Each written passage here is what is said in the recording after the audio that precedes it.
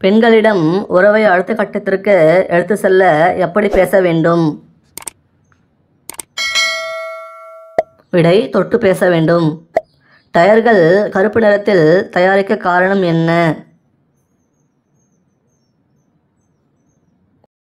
விடை: நீண்ட நாள் உழைக்க. நாம் தரையில் அமர்ந்து சாப்பிடுவதால் என்ன நன்மை கிடைக்கும்?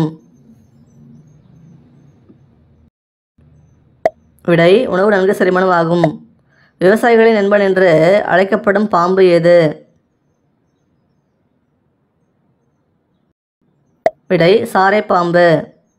கோழி கல்லீரல் தொடர்ந்து சாப்பிட்டால் என்ன ஆகும்? விடை: நல்ல கண் பார்வை.